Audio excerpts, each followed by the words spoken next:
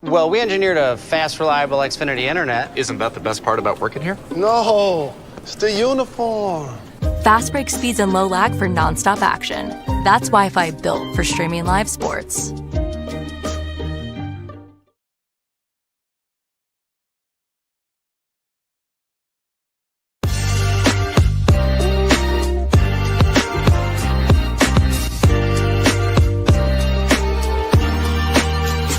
Hi, everyone. Welcome to Inquirer Live at Gameday Central, sponsored by Xfinity. Alongside EJ Smith, I am Olivia Reiner. At long last, the NFL draft is finally here, and we have lots to discuss today as it relates to the Eagles, where they might pick at number 32, if they're even going to pick at 32, and everything else that is going to happen this weekend. EJ, how you doing? I'm doing well, Olivia. You know, the draft can sometimes feel a little bit like a final exam. I imagine probably for the teams just as much as the reporters. So I'm excited. You know, I feel prepared for the NFL draft. And yeah, no, I'm excited for the show and excited, like I said, to see who the Eagles might add over the next couple of days. Yeah, there's a lot of intrigue surrounding that number 32 overall pick. And I will see if they're even, like I said, going to pick there, if they're going to stay and pick from someone in that first round, or if they're going to try to trade up, if they're going to try to trade down, and which leads me to really all of these picks that the Eagles are going into the draft with. They've got 8 picks this upcoming weekend, starting with round 1, that pick number 32. And then again, more going into the second round with 64 and 96. They've got 4 picks in the 5th round, which is quite a substantial number, but it's not just really even the picks that are going to be happening in this year's draft. You have to look as well down the pike to next year as well. They've got a projected 12 picks next year, thanks to 3 compensatory picks that we're anticipating for the losses of Milton Williams, Josh Sweat, and Mekhi Becton in free agency. So when you have such a massive haul like that, you've got a lot of draft capital to be able to potentially move up in this year's draft. Perhaps Howie Roseman wants to move back in the draft and continue to build to that haul of draft capital, or maybe there's a veteran out there that he has in mind that he wouldn't mind flipping a few picks for and trying to bring into the fold here in Philadelphia. When you look at this particular draft class and the strength of the class as well, EJ, what do you think is most realistic for Howie in that first round with that number 32 overall pick? Stay, trade up, trade back? What do you think? Do I have the option to go all of the above here? You know, I really feel like it's going to be circumstantial. You know, I mean, obviously Howie Roseman is, you know, very well known for, draft day trades. And I feel like for good reason. You know, I think it's pretty rare that there are times where, you know, the perfect situation falls to you right where you end up picking. I think, you know, Quinyon Mitchell last year is a rare example of, you know, maybe the Eagles having somebody really high up on their board that makes it to them at their pick. So, you know, in a scenario where one of the premier players in this draft class, falls into the 20s maybe, and, you know, falls within range for the Eagles to trade up, I feel like I could definitely see them doing that, especially for some of the positions we're going to talk about later. But I also think that there's real value in trading out of the first round, as anticlimactic as it may be for fans and even reporters who are anticipating who the Eagles are going to pick, because of the fact that there's a 5th-year option that's attributed to all the first-round picks in the draft. So basically, you know, teams get an extra year on that rookie contract. They have the choice to exercise it or not. A lot of teams value that, especially with premium positions where, you know, extending a player could be really expensive. You know, think about a quarterback or even a wide receiver, an offensive tackle. So, but especially at quarterback, I feel like you see examples in years past of teams wanting to trade up to that number 32 overall pick, get the 5th-year option on a quarterback of their liking. So, you know, in that scenario, I think that the Eagles could get really good value moving back, you know, maybe six or 8 spots into the early second round and probably still be able to get a player that's, you know, in that range on their board. So again, I'm kind of cheating. I'm going with all of the above, but I really do think that anything is in play. And, you know, we know from Howie Roseman's history that he oftentimes will have these deals worked out beforehand. You know, it kind of circumstantial, if this, then that. So, you know, a lot of the framework for these deals was probably already done, you know, and I think it really will depend on how the board shakes out by the time the Eagles are getting close to being on the clock. Well, it's been a busy offseason for the Eagles, not so much with their activity on the free agent market and who they've been able to sign. It's been more characterized by who they haven't been able to sign. As I already mentioned, Eagles saw some departures of some key veterans like Williams, Sweat, Becton. they also cut Darius Slay, veteran cornerback, a huge leader on this Eagles defense this past season on their Super Bowl winning season. And then, of course, also trading CJ Gardner-Johnson to the Houston Texans too. All of this in part being done to try to save some cash, to save some cap as well, and try to keep the Eagles competitive, young, getting some more contributions this upcoming season from some younger players down on the depth chart over the last couple of seasons. We'll see if that ends up coming to fruition. The biggest, splashiest move that the Eagles made was keeping one of their own, signing Zach Bond to a 3-year, $51 million extension. And then the rest of free agency was really signing guys on 1-year deals, a lot of dart throws where perhaps this guy has a lot of upside. They haven't quite reached their potential in the league just yet. Guys like Azeez Ojulari, AJ Dillon, those two players particularly fitting that mold. And then, of course, some other extensions with Lane Johnson, Cam Jurgens, Saquon Barkley. And then, of course, as we also know, the Eagles trying to potentially trade Dallas Goedert and get his contract off of the books as well. With all of that in mind, EJ, the things that the Eagles have done this offseason, things that they really haven't done this offseason, which positions on the 2025 roster do you feel like are the most vulnerable right now when it comes to identifying a prospective starter? Yeah, I think that there are spots that they maybe don't have as clear of an answer at than this position, but just the nature of the edge rusher position, how important it is, not only for the Eagles, but across the league. And then, yeah, especially for the Eagles, it's a position that they prioritize. I feel like you could expand it and you could say pass rush, and, I can kind of cheat and get defensive tackle in that answer too. But I really do. I feel like when you look at the edge rusher rotation, obviously, Nolan Smith had a great second year. Jalen Hunt had an encouraging postseason. And, we don't really know what to expect from guys like Bryce Huff. And then you mentioned some of the guys that they signed, Azeez Ojulari and Josh Uche. They have a lot of names there, but like I said, that's a position they prioritize. It's a position that they want to have 3, 4, even 5 guys that can all affect the quarterback. So especially when you think about the long-term building, and that's how the Eagles view the draft. They don't view it as a 1-year window that they're, as even though they're a contending team, they don't necessarily view it as how can we improve, the 2025 Eagles or the 2026 Eagles. They kind of look at it more in a long-term sense than that. And because of that, I think that having another edge rusher to sort of be able to build around Nolan Smith and Jalen Hunt in the long term, I really do think that that'll be important for them. And yeah, in general, I think pass rush, I think if you weren't going to go edge rusher, I think you'd go defensive tackle. Obviously, again, safety, tight end, even linebacker, you could make the argument with Nakobe Dean's injury. Those are positions that I think that they do have holes at, but I think that those positions, it's a little bit easier to find guys, after the draft and free agency, maybe even through undrafted free agency. Maybe not starting quality players there, but I do think you can fill those spots out a lot more easily than you can at edge rusher or defensive tackle. Those are premium positions. We've probably heard Howie Roseman say, 100 times that it's hard to find those guys. So I really do think they'll prioritize those positions early in the draft. I agree with you about all of those positions, EJ. I'll also throw out there, offensive line is a position, multiple positions where the Eagles have some question marks, both in the short term and in the long term. When you look at the short term, Mekhi Becton walks. Who is going to start at right guard? Tyler Steen is arguably at this point the front runner, but the Eagles also acquired Kenyon Green from the Houston Texans in the CJ Gardner-Johnson trade. He could potentially be a contender for that starting spot. You got a guy like Matt Pryor coming back to the Eagles organization who also has some experience starting at right guard as well. So I would imagine the trio is going to be in the mix. And then, of course, there's the big question, who is going to take over for Lane Johnson when he retires? He would ideally like to retire in about, it sounds like 3 years, but is that going to be the reality? Does Howie Roseman want to work ahead a little bit more and try to identify his successor in this year's draft? And this is a pretty decent draft class of offensive tackles, especially at the top.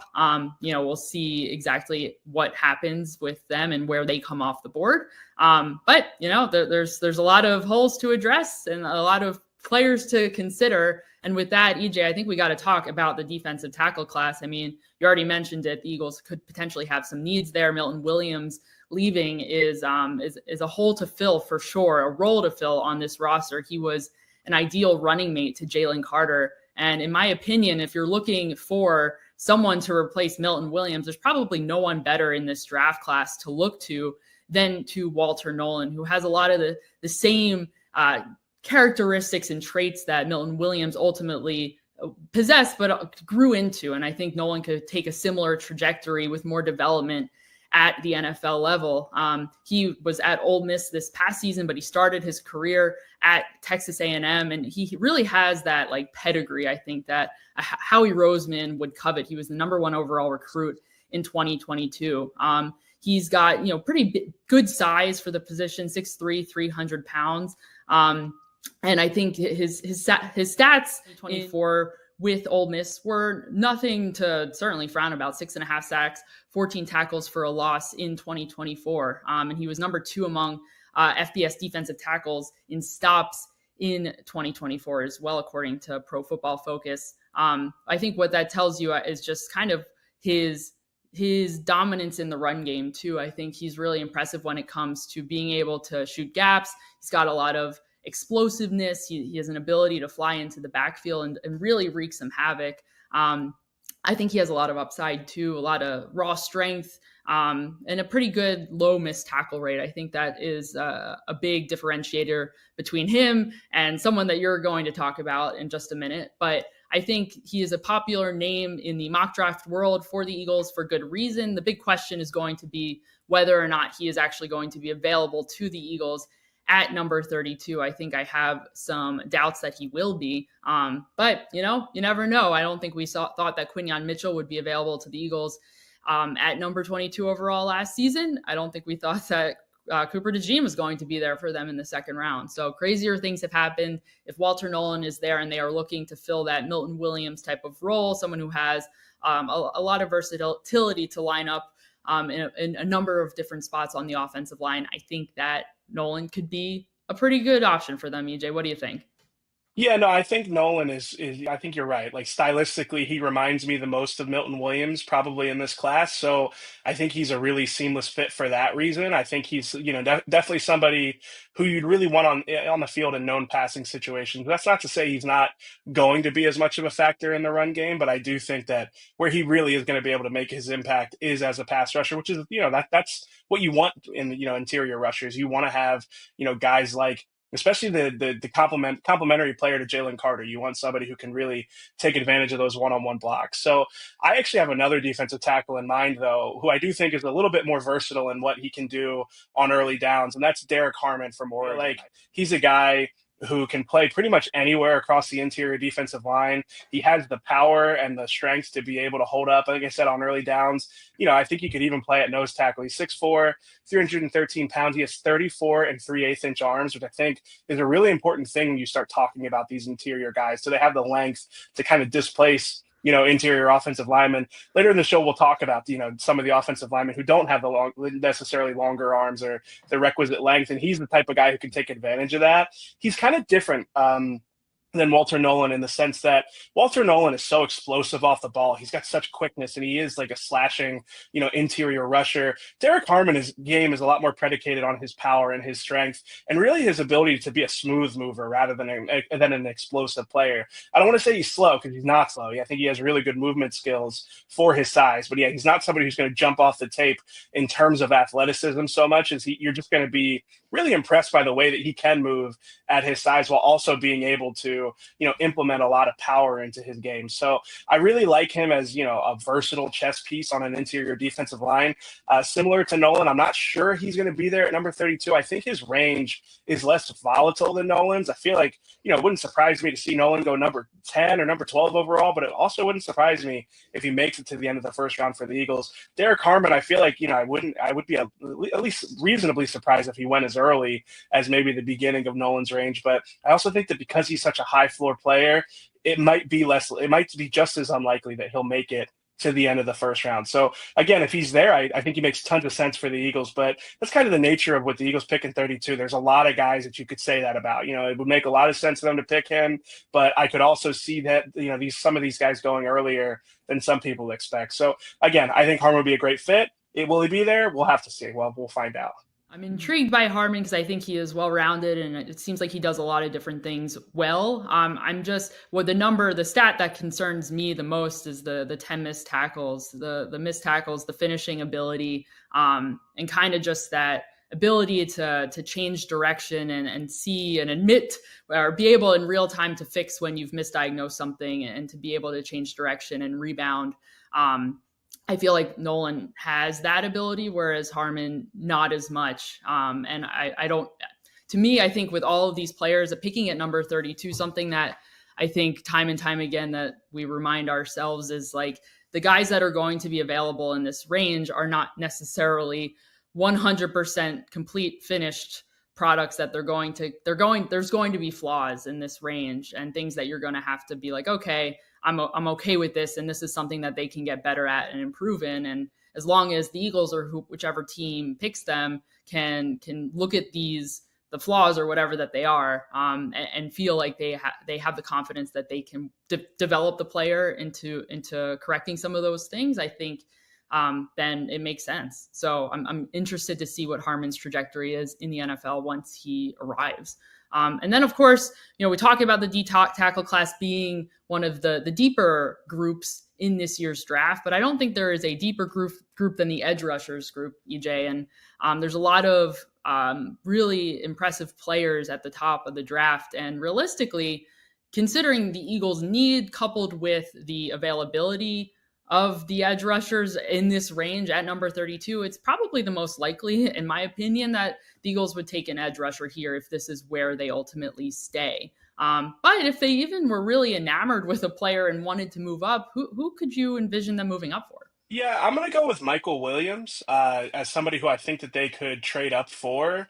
I don't think he will make it all the way to 32. I mean, he's an edge rusher from Georgia who really, if you were building an edge rusher in a lab, this is probably what they would end up looking like. He's 6'5", he's 267 pounds. He's got really long arms.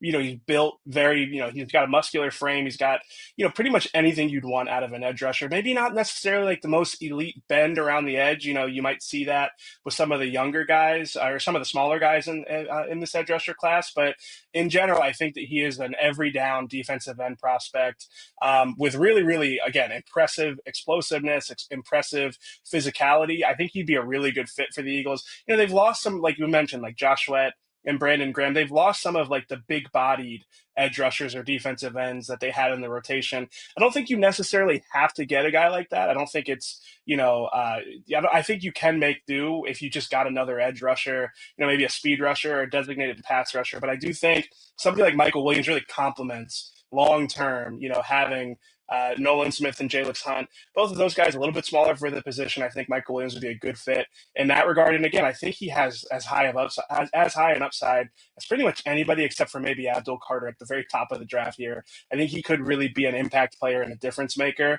And again, he offers a high floor as well because he's a high effort player, with the requisite strength to set the edge. You could see him being an early down edge rusher even at the very beginning of his career. So again, I could see him going really early. I could see him being a guy who goes right outside of the top 10.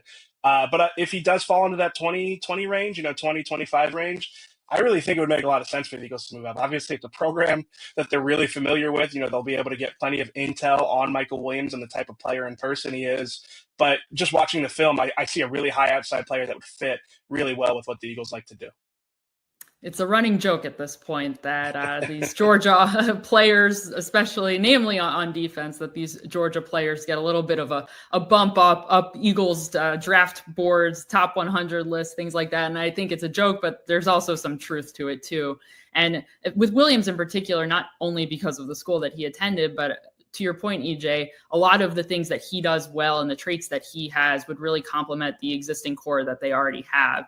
I think it's actually a kind of polar opposite situation compared to someone like Donovan Ezeraku out of Boston College, who I think is a really fun player to watch, a player I've really enjoyed just seeing over the course of this pre-draft process, simply because compared to Williams, this is a much smaller player, 6'2", 248 pounds. But he is a really good athlete. And he's also someone that is really fun to watch as a pass rusher. He's got a whole bunch of different moves. And this past season, he was really able to put it all together and be super productive in this Boston College defense. He had 16 and a half sacks, which was tied for the most in a single season in school history. I think if a team is able to look past the size and kind of the length limitations, I think they'll be really pleased with the player that they have. And we know that the Eagles can look past some of those limitations. I mean, they were willing to take a different player, of course, but a player like Nolan Smith, who is a little bit more undersized for the position. I think that Ezeraku, I guess my concern is that can he continue to develop more power? Can he develop into more of an every down rusher and not just be sort of this designated pass rush guy, considering the fact that the Eagles have a lot of that right now, but I don't necessarily think that the Eagles need to be so fixated on who they have in the room and just focus on taking the best player available who they think can make the biggest impact on the team. And I think Ezeraku would be a great option. And he's a guy that came in on a top 30 visit too, worth noting. Another player, EJ, I think that could potentially be there for the Eagles, perhaps maybe within a trade up, or maybe he'll end up falling to them, is Shamar Stewart out of Texas A&M. Really another just like impressive athlete, just unbelievable testing scores at the combine with his 40-yard dash, his vertical, his broad jump, just really very impressive. But you see those numbers and then you look at his production in college and you're kind of like, where is the disconnect here? Because not only is he a great athlete, he's a big guy, 6'5", 267 pounds. He's still young, 21 years old. But he only has 1.5 sacks in each of his last 3 seasons. And to me, when you see that, it's like, all right, yeah, I feel like outliers are not something that you necessarily want to see. I don't think production is everything at the college level. I think obviously the Eagles and the teams doing their due diligence are going to understand like what the story is behind some of these numbers. What are they being asked to do at school in their respective defenses? But when you see 1.5 sacks in each of his last 3 seasons, EJ, where do you feel like Shamar Stewart is at right now in terms of what his range is and what teams think about him? Yeah, in one vein, it kind of reminds me of Josh Sweat when he was coming out of Florida State, in that Josh Sweat was a player who was maybe asked to do some different things at Florida State, maybe a little bit more of a read and react system, and didn't necessarily have like dominant production and dominant tape during his college career, but looked like a guy who, looked the part of an elite edge rusher. But Josh Sweat was, a day 3 pick. We're talking about a guy who's going to go in the first round. So even that isn't the best comparison. I think Stewart's really, intriguing. And I've definitely been guilty of falling for traits-based prospects in the past. I really do think, especially when you have a coaching staff like the Eagles, the Eagles defensive coaching staff really proved a lot last year in terms of player development. So, for a guy like Stewart, you could see a pathway for him being a really, really good player one day. But I do think it is much more of a projection than you would have with some of the other guys that you're expecting to take in the first round. I think you really are taking a boom or bust player here who doesn't necessarily have the production. I know that the advanced metrics are a little bit more favorable to him. Pressure numbers are better than the sack production. But, at some point, especially again, if you're going to take a guy early in the first round, it really does come down to you have to figure out why he wasn't getting that production. I think the Eagles will have a good answer for that. And I think the other thing that's going to come up maybe later in the show as well is when you're at number 32, I do feel like, some of the first round value kind of loses some of the sheen. I feel like you can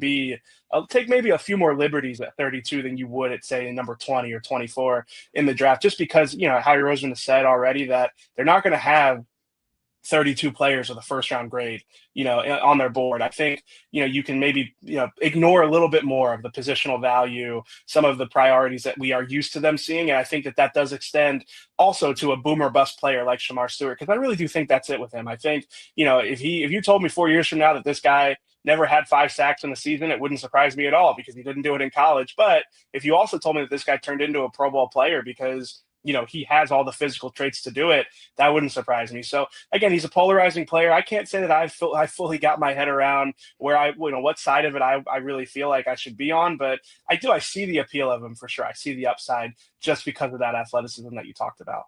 Well, we'll see if the Eagles are in with it or if they're not, or if he's even there for them at 30. Yeah, he might not be there. Yeah.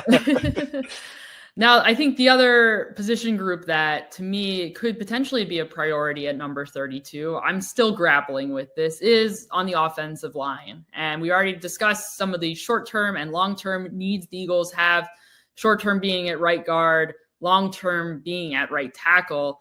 If the Eagles were to target an offensive lineman, either someone who is a true right guard or a true tackle, or maybe they have some versatility, who do you think could potentially be in play for the Eagles at 32? Yeah, I had Donovan Jackson going to the Eagles in my most recent mock draft, so I feel like I'll go with him. There's another Ohio State offensive lineman I think would also make a lot of sense. But the thing I like about Donovan Jackson is he's got positional versatility.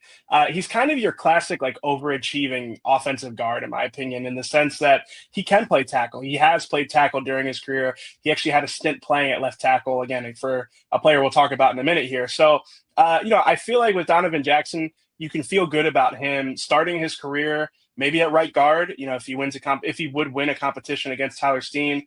And I think he can start his career at guard, but I think he also does have that versatility to play at tackle. Some teams might not view him as a tackle because of his measurables. He doesn't have necessarily the requisite height or arm length that you'd like to see out of a tackle, but when he played a tackle in college, I thought he looked really good. He's a really good athlete, really smooth mover. So I feel like he's got really high upside at either tackle or really, I think his upside is at guard. I think he could be an impact player on the interior. He has the requisite strength and athleticism to really make a difference on the interior line. Maybe in a few years, if the Eagles did draft him, they could feel good about bumping him out to tackle in place of Lane Johnson. I think, especially when you look at how the guard market has shifted in recent years and how much some of the better guards in the NFL are getting paid, I do think that maybe the belief that it's not as much of a premium position, I think that's starting to go by the wayside a little bit more when you look at what those guys make. It's hard to find really good interior offensive linemen, just like it is hard to find premier tackles. So, I think he makes a lot of sense for the Eagles. Maybe not at 32, maybe a slight trade back, but I think he does make a lot of sense because of that versatility.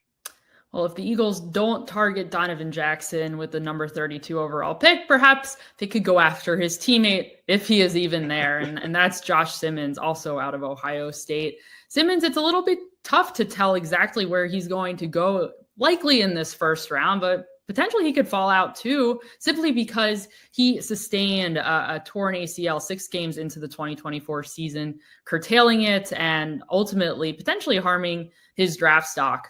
But that being said, there's a lot to like about this player and what we saw from him in the lead up to this injury. And then of course, in the years leading up to his draft year too, here in 2020 or in the 2024 season.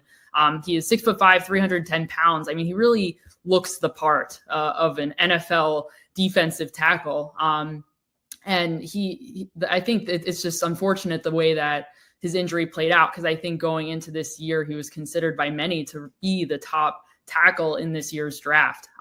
We've seen Howie Roseman, especially this offseason, I feel like just the way that he has gone about things is just kind of buying the dip in a way and taking a gamble on some of these players who are kind of at the lower end of what their value is right now, whether that's due to injury or just their production hasn't really matched their draft pedigree, for example, and saying, hey, maybe this is the place in the right environment they can grow and be better. And perhaps with Josh Simmons coming off of this injury, if the Eagles are convinced that he can continue to grow and ascend coming out of this, because ACLs are really no joke, I think that he is someone that could be worth taking a gamble on if they are looking to replace Lane Johnson within the next couple of years. We know that Howie likes to work ahead, and perhaps if Simmons is the right guy, then this is potentially the right time to strike.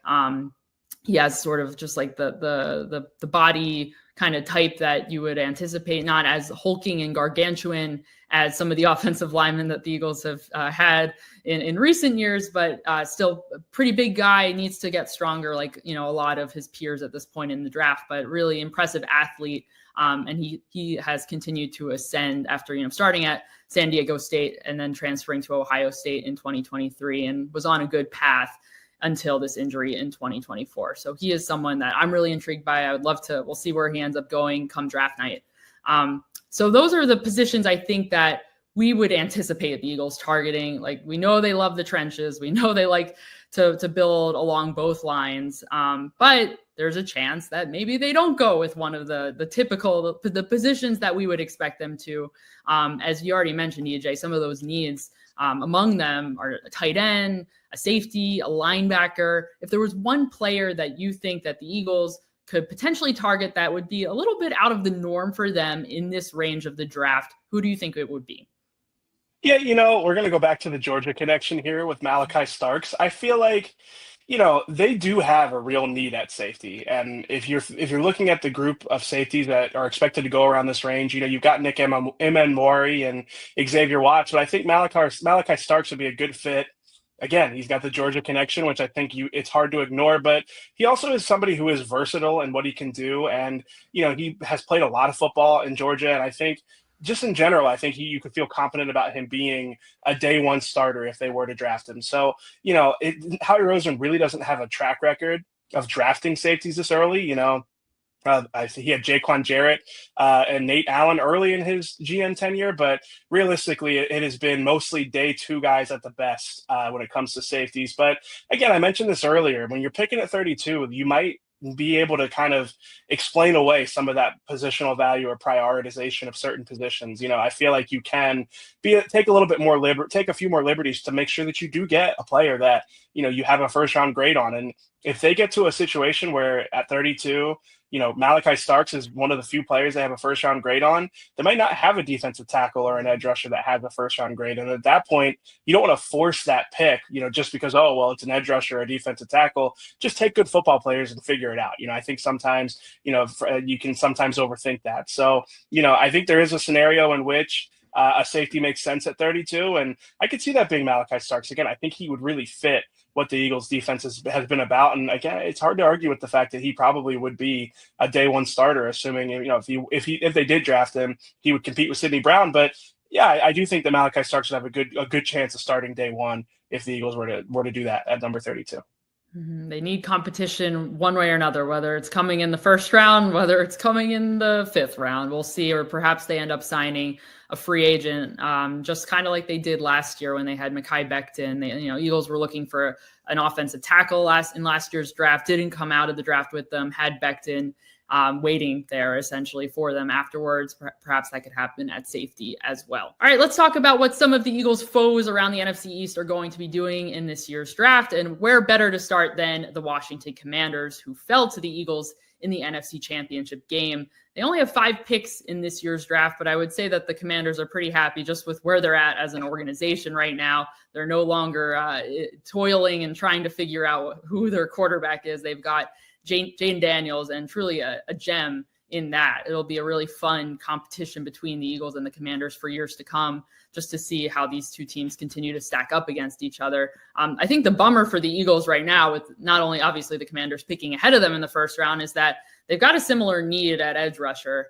They let Dante Fowler Jr. walk in free agency. He was their sack leader. My question, EJ, is do you think they might pull out the rug from underneath of them and end up taking a guy that the Eagles might be targeting? Yeah, it's interesting because I feel like some of their biggest needs are on the defensive side, but there is some conventional wisdom, and there has definitely been some recent examples of teams, once they have that quarterback, it's almost like they can't help themselves, right? They want to get as many options for that quarterback as possible, whether it's wide receivers or running backs, or, maybe it's, let's just keep loading up the offensive line. Obviously they got Laramie Tunsil earlier in the offseason. So I think that maybe the instinct of Jaden Daniels as a star, and we want to make sure that he continues on this trajectory. I could see them going offense in the first round. I could see them trying to make a splashy move for a receiver or a running back. Again, they've really bolstered their offense, but honestly, especially when I think about the fact that you got Cliff Kingsbury there, I think they should just lean into that. Just try and score 50 on everybody every week. So, again, you're right. They might be able to pull the rug out from the Eagles and, address some of the bigger needs that they have on defense. But listen, I've seen this movie before. I feel like they might go offense in the first round. All right. Well, we'll go north now with the New York Giants. I think that what they do will be very interesting. They've got the 3rd overall pick in this year's draft. Their quarterback needs are still evident, in my opinion. They added Russell Wilson and Jameis Winston this offseason, but they're not the quarterbacks of the future. Who is their quarterback of the future going to be? Is it going to be Shedeur Sanders, or are they going to take Abdul Carter out of Penn State? Yeah, I'll be honest. Like Shador Sanders might turn out to be a great pro. I'm not. This isn't really about him so much as it is the Giants organization. If I were an Eagles fan, I'd be hoping that they draft Shador Sanders instead of Abdul Carter or Travis Hunter, whoever might be there at number 3. I mean, the Giants have to make a really interesting decision if they want to prioritize a quarterback in this year's draft, or if they want to try and build out the rest of their roster. So we've seen success stories of teams that have been able to build out the roster and then put the quarterback into a better situation. You think about like the Justin Fields and then the Caleb Williams situation in Chicago. I think there are examples of teams, you don't necessarily want to get the quarterback into a situation that's not stable, into an offense that's not well established. So, if it were me, I think Abdul Carter, if he were on the board at number 3, if I were an Eagles fan, I would not want Abdul Carter to be playing for the New York Giants. I mean, they have a lot of edge rusher talent already, and he would just, add just another element to that rotation that would just be a nightmare for most teams. So, I think if they draft one of the most talented players in the draft, it would spell maybe not trouble for the Eagles considering where the Giants are, but it could, spell for potential headaches down the road for the Eagles at the very least. So I think, again, if I were the Eagles, I'd be hoping that they make a bad decision here. And that might include, prioritizing a quarterback that's just going to be put into an offense that's been struggling. Well, depending on how the board falls, a good decision could ultimately be the Giants trying to trade up into the first or into the end of the first round too, and maybe trading out with the Eagles. If the Eagles aren't happy with what the board looks like, and the Giants want a quarterback at 32, maybe they want someone lower down, maybe a Jackson Dart or Jalen Milroe, whoever is maybe kind of in that fringe range. Perhaps they could explore a trade with the Eagles. Do you think they will play nice with each other?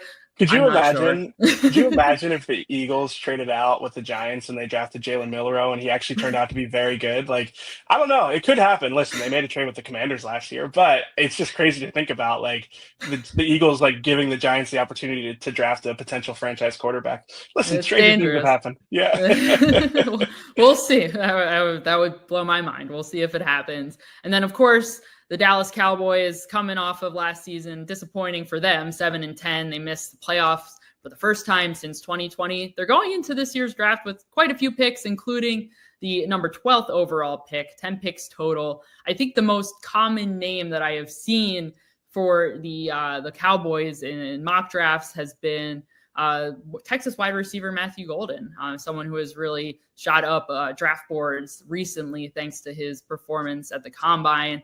Do you think this is finally the year that the Cowboys get CeeDee Lamb a compliment and another weapon for Dak Prescott?